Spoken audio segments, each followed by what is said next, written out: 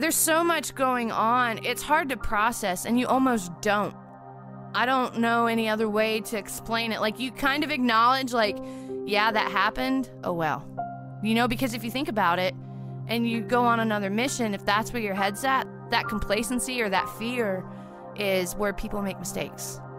Fighting has to be somewhere in your nature if you want to be a part of the warrior class. But notions about having the killer instinct probably are overstated, because killing isn't always what circumstances require for a warrior. The will to fight, however, is more than a mere prerequisite. For Lydy, fighting was a way of life from early on. Overcoming adversity was part of her day-to-day routine nearly from the moment of her birth. But when you come up fighting, you can get the impression that toughness and hard work are enough, that being a superior soldier is all that's required of a member of the American military. I don't try to downplay anyone that's actually experienced that, but I feel like it's a very similar, like, mind frame with feeling violated. And you're gonna give me a fucking rape whistle? Like, really? I'm in Iraq right now. What is that gonna do?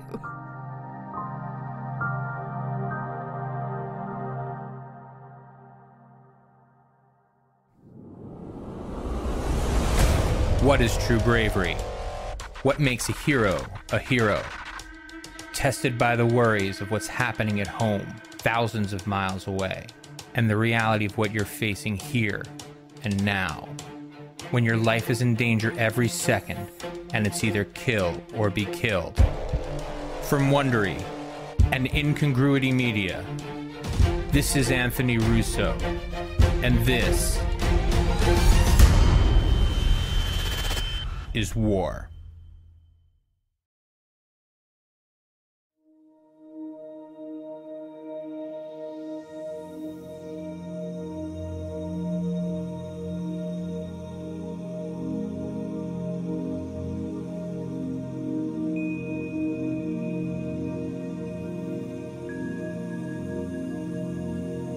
Sometimes the call to service is in a person's blood, something they feel they have to do from a very young age.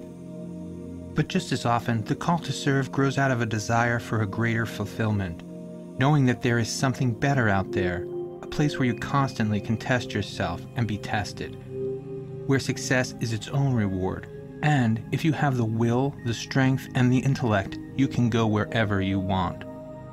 Lydy had lost both of her parents by the time she was 8 and was adrift, living with her aunt and uncle and getting into trouble, even as an adolescent.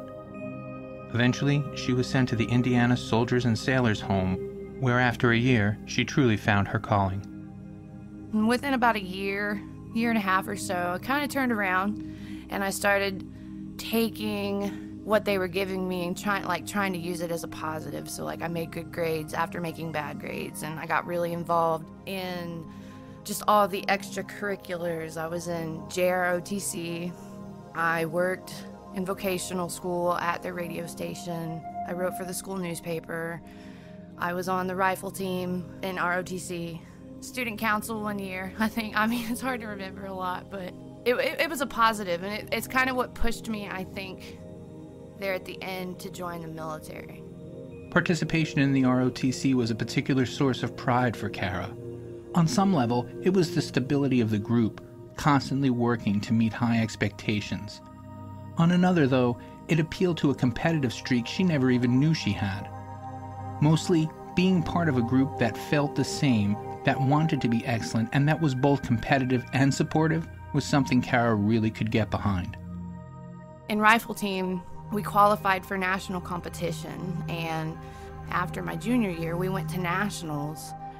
I just remember, for the first time having, this sense of pride, and I was proud, and I was, so stoked and happy about, what we were doing, because I had put so much time into that. We practiced every day.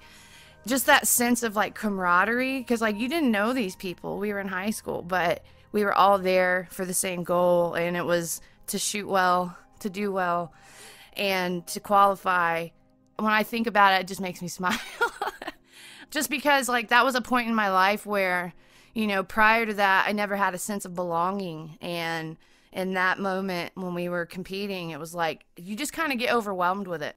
Whether you're shooting good or you're shooting bad, like everybody was there together. You had a common goal and everybody lifted each other up. So it was huge as far as like feeling like you fit somewhere, you know? Duty to others, duty to yourself. Before her junior year was even over, Kara knew she would join the Marines. Even though the war in Afghanistan was already underway, her uncle, a Vietnam veteran, supported her decision wholeheartedly, as did her aunt. And so, in addition to the ROTC duties, Kara Lydy started pre-training to be a Marine. I had spent my entire senior year in the delayed entry program for the Marine Corps. And I had my head set on it. Like I was gonna go to Paris Island after graduation. I was gonna be a Marine. I was all proud of it. You know, we did things every weekend. Like the recruiter would come up to the school and pick me up and take me. I was like the only girl. And we would go do ruck marches and we would PT and we would train. And 2 weeks after we graduated high school, my boyfriend at the time was in a car accident and he died on impact. And that really changed what I was going to do, because at the end of the summer I was supposed to go to boot, and when that happened in June, my plans was like, okay, no, we're not doing that now, I'm not ready. So I didn't go. I didn't swear in for the final time, so that kind of got pushed to the wayside for a while. Her boyfriend's death very well could have been the end for Kara.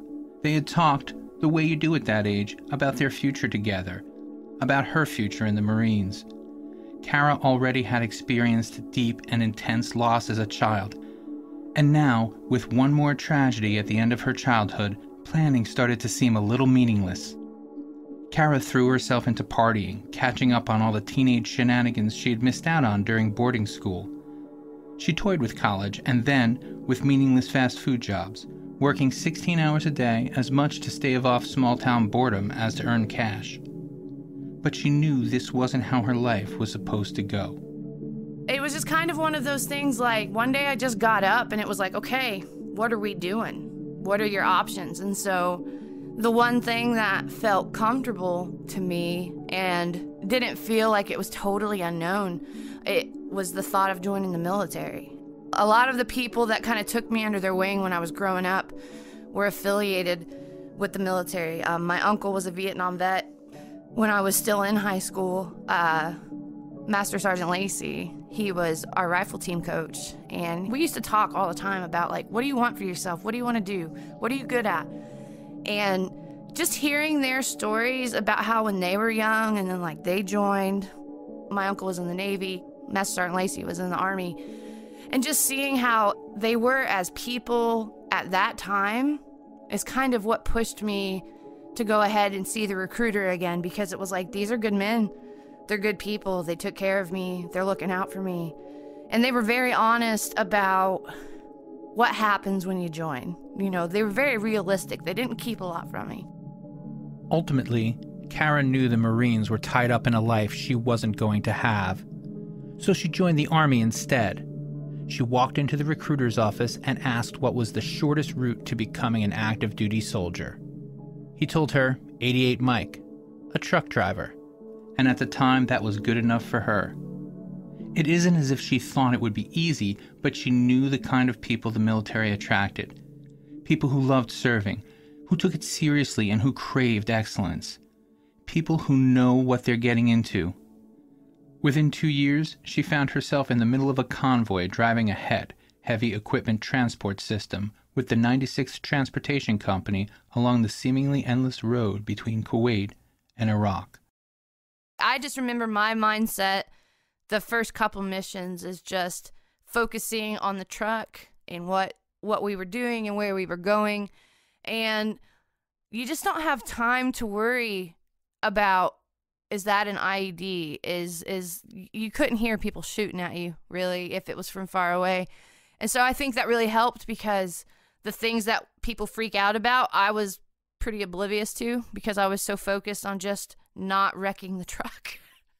For me to be able, like, all I saw was sand, honestly. Like, it was like, oh, we're in a city. Oh, it's just the desert, you know? And that was kind of a lot of what my first deployment was like, was just taking all of that in. It turned out to be a pretty sweet gig for the first couple of months. Kara was so afraid of not being excellent at her job, she forgot to be afraid of the war. It didn't hurt that the nascent insurgency hadn't yet turned their attention to laying IEDs for convoys. So Kara focused on learning the small tricks, how to stay awake, and how to keep your head in the game when you felt your attention waning. Because when you're running long-distance convoys through a war zone, the danger is as much in not knowing as anything else. We had taken small arms fire, but we didn't hear it because the trucks are so loud when they're running. Like, you can't hear anything. You can't yell to each other through a window, you know what I mean? Like, it's just that loud. And I remember we got to where we were going and someone was pointing at their fuel tanks. They had been pierced a couple of times by ammunition. That reality is like, how in the hell did we take on small arms fire? And I had no freaking clue. But I just remember the reality of like, you've just got shot at. Like, wow, this is real. The weight of that. There's so much going on. It's hard to process, and you almost don't. I don't know any other way to explain it. Like, you kind of acknowledge, like, yeah, that happened. Oh, well. You know, because if you think about it and you go on another mission, if that's where your head's at, that complacency or that fear is where people make mistakes. And they don't have to be your mistakes for you to pay for them. By her second deployment, convoys had become a regular target for the insurgency. Convoys were how the Iraqi army and police were getting better, more sophisticated weaponry, and how small dealers were getting gasoline and other essentials in and out of major cities. Stopping for breakdowns and perceived IEDs was both more common and more dangerous than it had been on her first deployment. And the casualty rate was higher as well. There was an incident where a 915 convoy was passing us, and we always let them pass us because they were faster. We were governed at like 45 miles an hour just because of the weight that we were hauling. You know, we couldn't go fast. They hit IEDs, and 2 people died. But to know that they had passed us, and we ended up having to stop, and we couldn't go around that. And it was just one of those situations where it's like 2 people burn alive in a truck that could have been someone you known. And so it brings the reality home. For the most of us, it made us feel really lucky. It's something I don't like to talk about. It's you get this like guilt factor where, you know, that could have been me, or what could I have done more to help them? Like, maybe they could have lived. But it's like the orders as it stood from our people, our commanding officers, were no. It's not safe for you to get out of the trucks. You can't do anything. Because once a convoy stopped, the likelihood of something happening increases threefold. In those scenarios, you know, I wish that would have ended differently. But just knowing that just like half a mile, not even that far in front of me, you know, because I was always in the front of the convoy, second truck. It's a really particular kind of powerlessness, and one that Kara would have to endure again and again during her deployments. The empowering thing about the Army, for her, was also the most limiting. Your job is to do your job. That means when it's time to fight, you fight, but when it's time to shut up and drive, that's what you have to do. Kara knew in her heart that, as part of the bigger picture, they didn't need a het driver rushing all around trying to help wounded or retaliate against the enemy, but that didn't mean it sat well with her. Still, she found a way to do her part where she could.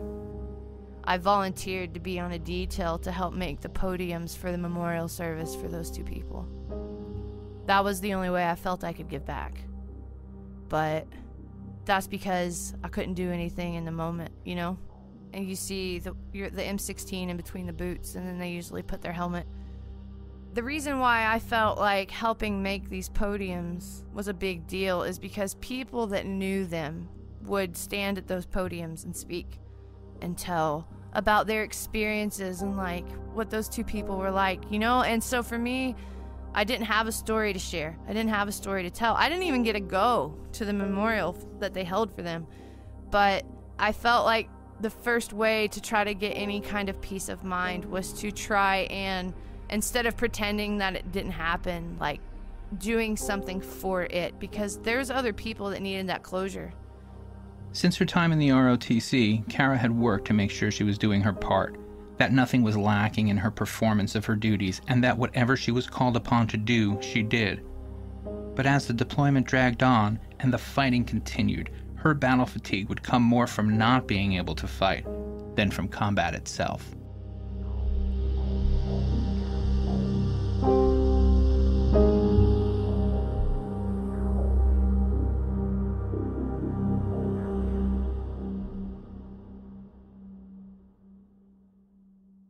Once your hairline starts making that march away from your forehead, you know you have some decisions to make. For decades, the decision was between letting your hair go and spending a fortune trying to keep it. Keeping it meant first making an appointment and then schlepping to the doctor's office to try and explain why you were a good candidate for hair loss treatment. That doesn't have to be the case at all anymore. 4hims.com actually was founded in direct response to the difficulties of getting hair loss treatment.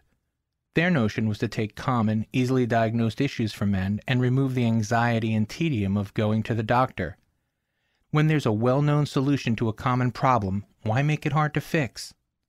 After all, more than 2/3 of men suffer from hair loss by the time they're 35, and that number just goes up as you get older. And, of course, hair loss isn't the only problem that faces men as they age. ED starts to become an issue for 40% of men over 40, and that percentage only increases as you get older. Both of these issues have scientific solutions. That is, medicine. Not herbal solutions or any other kind of snake oil. But for a really long time, it was tough to get your hands on medical solutions. It isn't anymore. Two things happened that made the HIMS solution possible. The first was that patents ran out on formerly expensive drugs that addressed hair loss and ED, making them affordable for people who need them. Second, the technological revolution in telemedicine gained traction, letting doctors do some diagnoses remotely. It works like this. Go to 4hims.com and fill out a survey about your general health and specific concerns.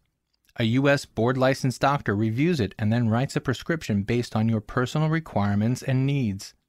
Then, HIMS fills the prescription and sends it along in discreet packaging. That's it. Check out the 4hims.com website to get a sense of the kind of company they are. The site has plenty of lifestyle articles from men's writers with insights on everything from cocktails to grooming.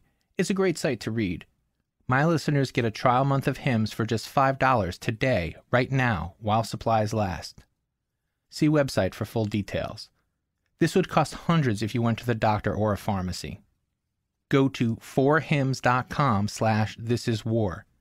That is FORHIMS.com/thisiswar. 4hims.com/thisiswar. When I subscribed to Dollar Shave Club a couple years ago, it was as much out of a show-me attitude as anything else. As a podcast fan, I'd heard plenty of ads and decided to bet $5 that it was worth trying. My thought was, if I didn't like it, I was only out a few dollars, and then at least I could stop wondering what the big deal was. I haven't looked back a day since. Before I joined, I always tried to get that one last shave out of my razor because they were expensive and I didn't want to have to go buy more. It is crazy how now I just expect that I'll always have a fresh razor and a clean shave. It isn't even a consideration for me anymore. I use the executive razor, and honestly, I'm still occasionally surprised at how well it works shave after shave. Plus, it's cool knowing there's always another blade available and there's always another one on the way. I don't have to remember to go get one, which is great because there aren't any worse chores for me than going to the store. More recently, Dollar Shave Club has started to expand the notion of no longer having to treat yourself to other hygiene products. In addition to razors, Dollar Shave Club has shave butter, shampoo, body wash, toothpaste, everything you need to look, feel, and smell your best. I recently added their lavender body wash to my subscription, pretty much for the same reasons I got involved with Dollar Shave Club in the first place. I bet that it was worth it, and it was. It isn't heavy or perfumey, just clean. For me, though, the best part is once you find the products you like, you can just get them. I always feel a little ridiculous standing in the bath aisle trying to figure out what I need. Dollar Shave Club sends me as much as I need when I need it. You don't have to set foot in the store wandering the aisles hunting for razors, shampoo, body wash, toothpaste, none of it. Test drive everything they have. You're definitely going to find something you like. And here's a great way to try a bunch of Dollar Shave Club's products. For just $5, you can get their Daily Essentials Starter Kit. It comes with body cleanser, One Wipe Charlie's, their amazing butt wipes, their famous shave butter, and their best razor, the 6-blade Executive. Keep the blades coming for just a few more bucks a month. Add in the shampoo, toothpaste, or anything else you need as you need it. Check it all out at dollarshaveclub.com/thisiswar. That's dollarshaveclub.com/thisiswar.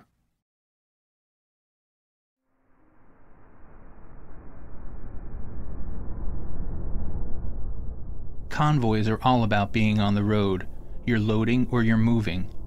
Rest was reserved for breakdowns and stolen naps while someone else drove.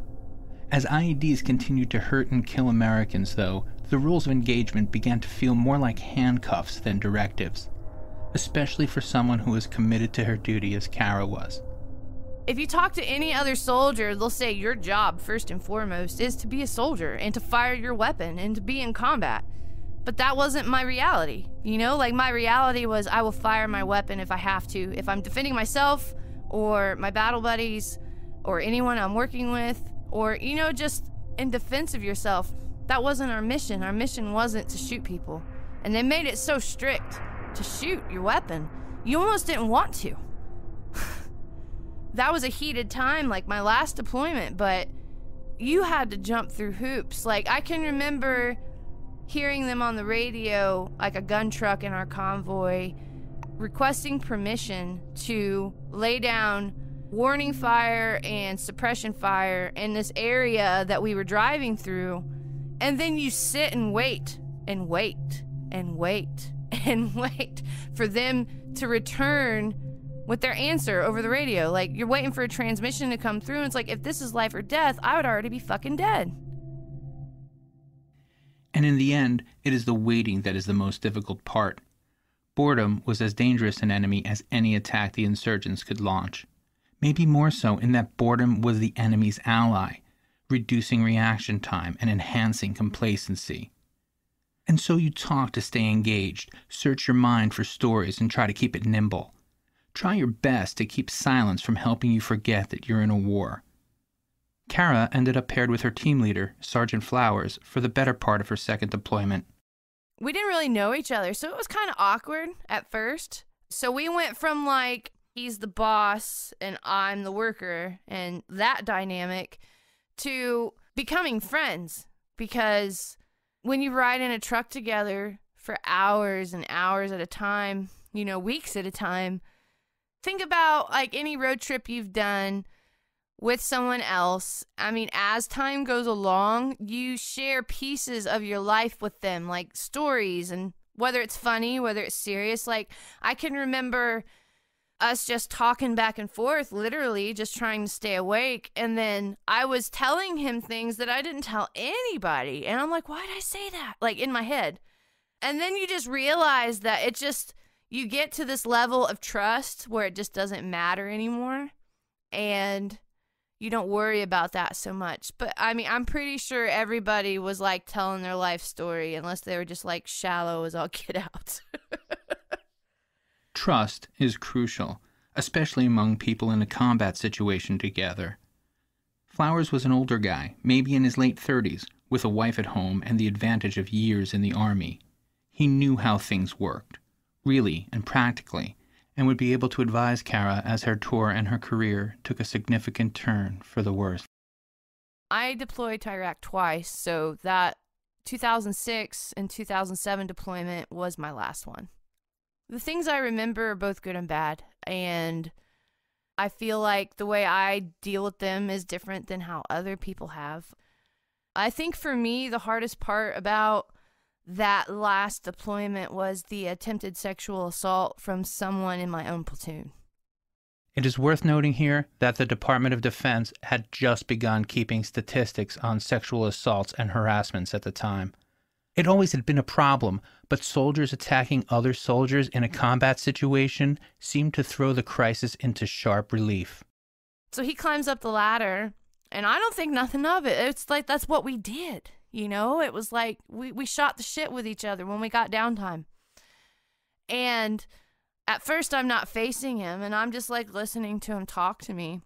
And he's telling me a story about his wife and kids back home. And so I'm not thinking, like, there's no red flags going off. And he's getting more intimate into, like, talking about his family. And so I remember I paused the movie, and instead of, like, facing the steering wheel, I turned to face him so I could pay attention to what he was saying, because I considered him a friend. And the conversation starts taking, like, this weird turn about how he has sexual needs that are not being met. And I remember, like, the alarms going off in my head, and I'm like, what the fuck is going on right now? Basically, he's insinuating that me and him should have sex. Like, I'm not really responsive to him at this point because I cannot believe what I'm hearing and that he's coming at me with this. So he's standing on the ladder, and he's still talking, and I'm just like, what the fuck is going on? And he takes both of his hands and he kind of leans towards me and he puts them on my inner thighs, like way up. And I'm just like, what the fuck are you doing? He's like, I thought you'd be about this. And like, he pushes himself on me. And instinctively, I think that me turning to face him was my saving grace, because if I was not, I wouldn't have had the same leverage. He's like literally laying on me. And I mean, it was so fast because I reacted so quickly. But so basically, you know, he's got his hands on my thighs, he's laying on me, and I can't get this dude off of me fast enough. And the only thing I can think to do is to like push with my feet, because my feet were facing him. And so I think my boots probably touched his like upper leg, and it threw him off balance. And I pushed on his shoulders with my hands, and he fell out of the truck like 5 feet. Like, you could hear the thud, like the ooh, when he, like, the air was knocked out of him because he landed on his back. I combat locked the door that he was at, and I climbed over the doghouse of the truck into the other passenger seat, and I shut that door and I combat locked it, which is like a steel rod like we had rigged up. That way, if we got hit with a blast, the doors wouldn't fly open. So nobody could get in. And he just stood up and walked away, like, didn't even acknowledge what had just happened. And I remember for the first time in that deployment, I mean, yeah, I'd had scares and things that freaked me out, but like the intense realization that I was not safe, and that I was not safe even when I wasn't across the wire. Cara Lydy had been training for war since she was in high school. She graduated from basic training having surpassed the men's fitness requirements as well as the women's. She wasn't afraid of the enemy or of IEDs. She knew how to endure them, having been trained to react. She could find cover and return fire, as well as handle one of the largest land vehicles on the planet. But sitting there in the dark of the truck's cab in the desert, all she could do was try not to give in to her fear. And Sergeant Flowers finally came back to the truck. And then he knocked on the door with, like, his M16. He's like, hey, Lydy, you know, like, let me in. And so I opened the door, you know, and I am visibly shaken. And so he's like, dude, what's going on? Like, what happened? And so I explained to him what happened, and I'm like, what do I do? And we talked about it, and he's like, I honestly don't know if reporting it is the right way to go. In 2017, the Department of Defense recorded nearly 6,800 sexual assault complaints. In 2006, the first year it was tracked, the number for reported assaults was closer to 2,800. Cara Lydy's was not one of them. As she would come to discover, she was not alone even among the women who didn't report being attacked by this particular soldier. Reporting attacks wasn't discouraged per se, but anonymous reports were essentially ignored at the time, and official complaints, as Cara understood it and as Flowers confirmed, were not what one might call victim-friendly.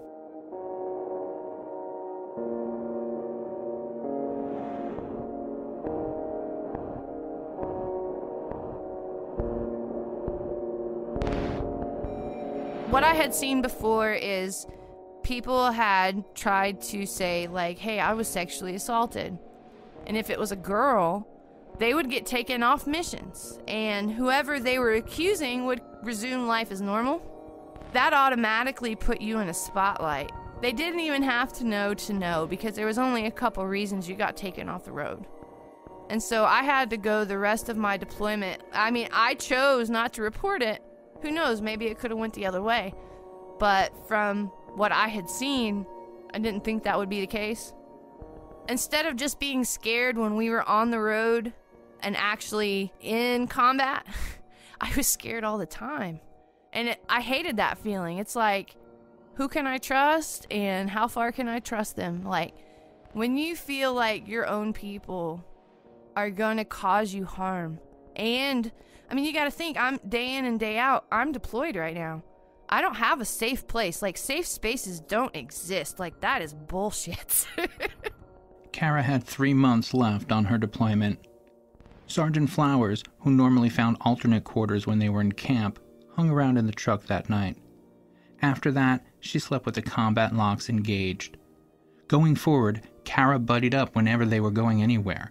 She even asked a friend to stand guard while she was in the shower, something she had never done during the previous 2 years of her deployments. And finally, as the longest 90 days in her military career came to an end, she headed back home from Iraq. But the biggest difference between her and most of the other soldiers is that their enemies weren't shipped home with them. My perception of what was safe was ruined that day. It made me second guess people in my chain of command, people that I thought I was friends with. We have this saying, fake it till you make it, and that's a lot of what I did. I faked being okay until we got home. And that's kind of when the shit started changing.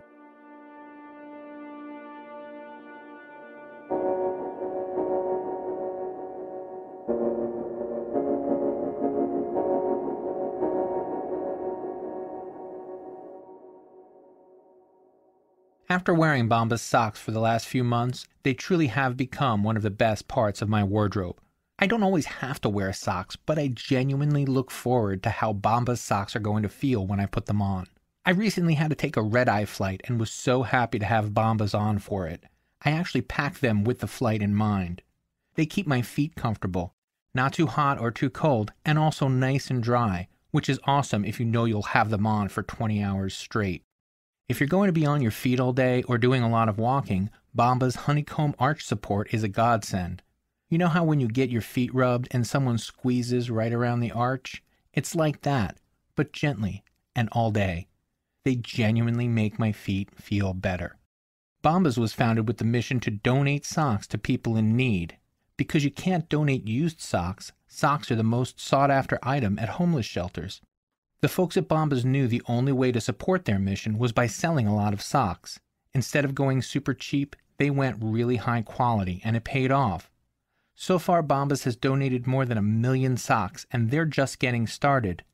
The Americanos, which are ankle socks that are just a half step below slippers comfort-wise, quickly are becoming my go-to style. Simple and comfortable with all the support you need from your socks. The ankle socks and no-show socks have little grips on the heel to keep them from sliding. The calf socks have durable elastic so they won't sag. The point is, all Bombas socks are designed to stay on your feet and feel new and fresh for a very long time. For every pair of Bombas socks you buy, Bombas donates 1 pair to someone in need, and if you purchase the Americano socks specifically, they'll donate a pair to a homeless vet through their partnership with the VA. It's super cool that they're doing this, especially since the socks are worth it on their own. You can check out the Americano socks by following the link at the top of the page at bombas.com/thisiswar. You also can save 20% by visiting bombas.com/thisiswar. That's bombas.com/thisiswar and entering the offer This Is War in the checkout code space.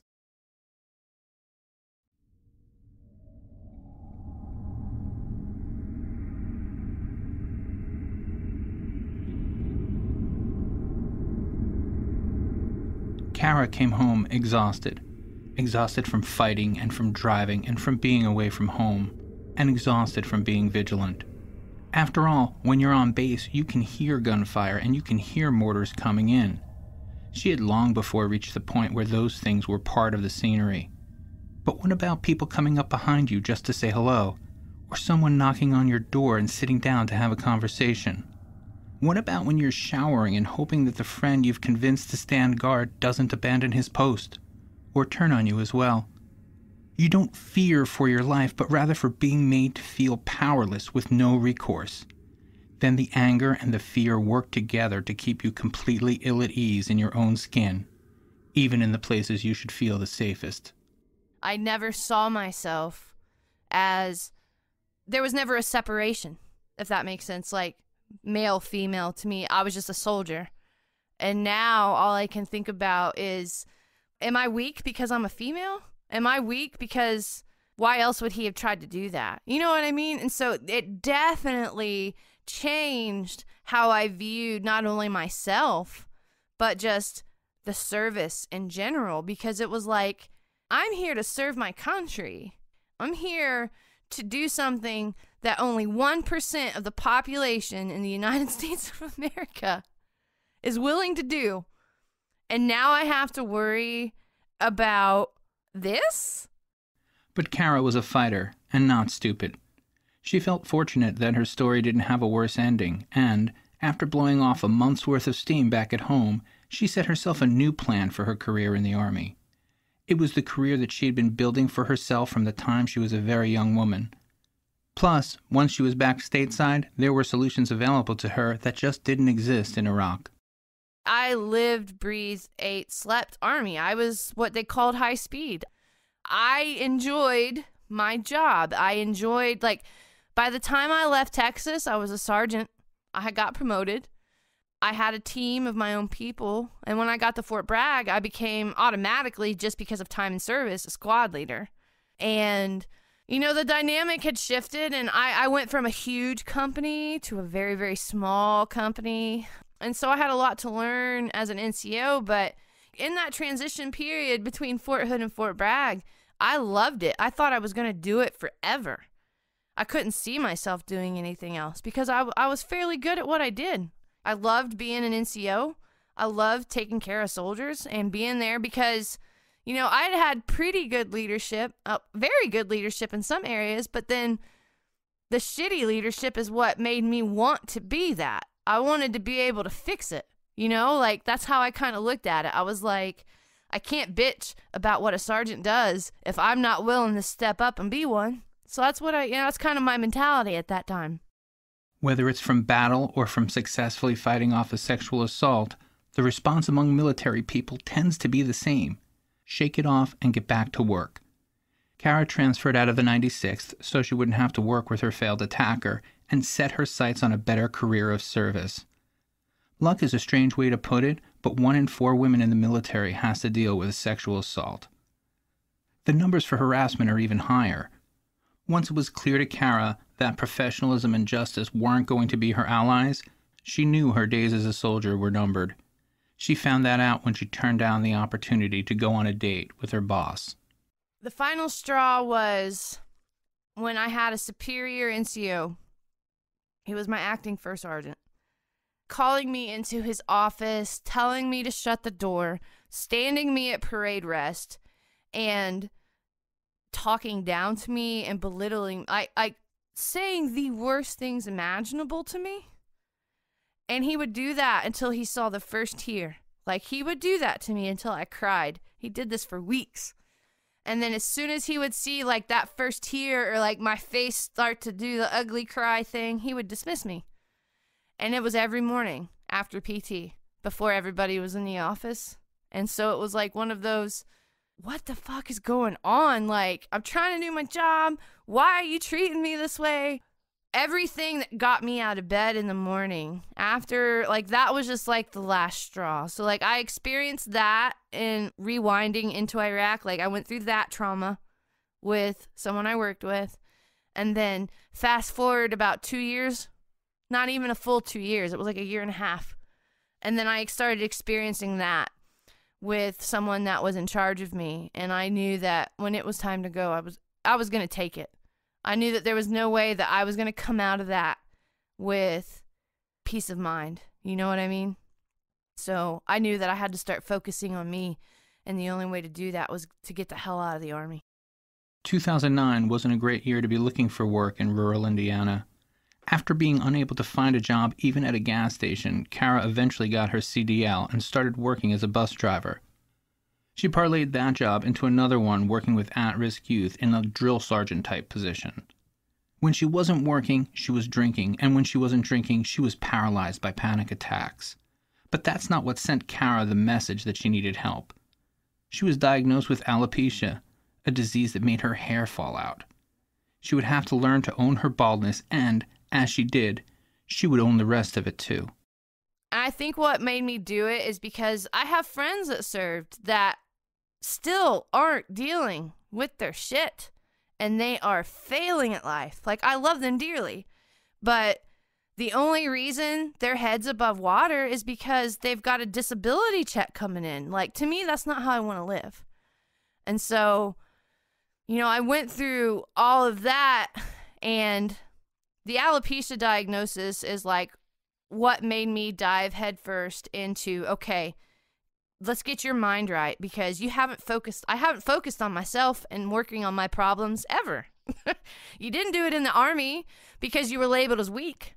You know, like if you went to talk to a therapist in the military, that wasn't something that was common, because one conversation with a shrink could make you non-deployable, and then being made non-deployable means that you no longer meet the needs of the Army anymore. So that's a threat to your career. That's why nobody does it. Or did it then. I don't know about the Army nowadays. But for me, like 3 years after the Army is when I started focusing on what was wrong and how to fix it. Therapy worked for Kara because it gave her missions to accomplish, but it also put her in charge of her own well-being. She owned the baldness and the trials she endured in the service. She owns her life now, and she doesn't pretend that nothing happened. She just incorporates it into her daily life.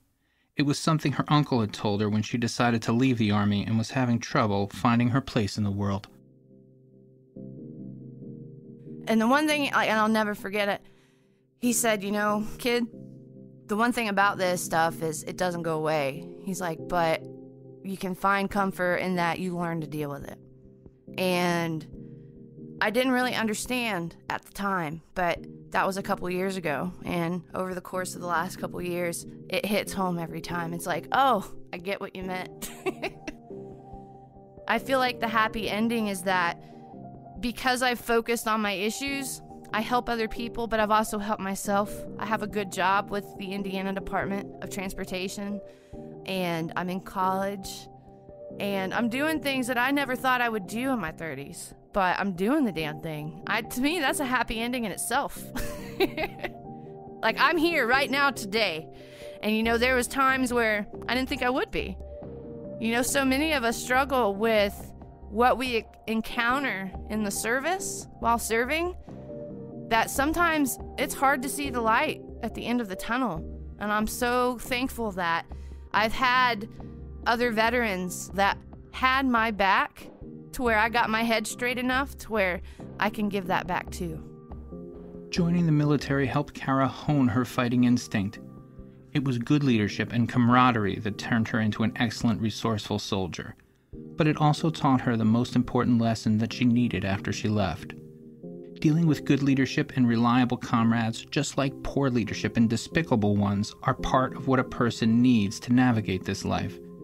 If you cultivate your inner strength and self-reliance, if you learn to overcome obstacles and to choose your allies very wisely, in the end, you can call upon yourself in the most dire times and know that your spirit will help you answer that call.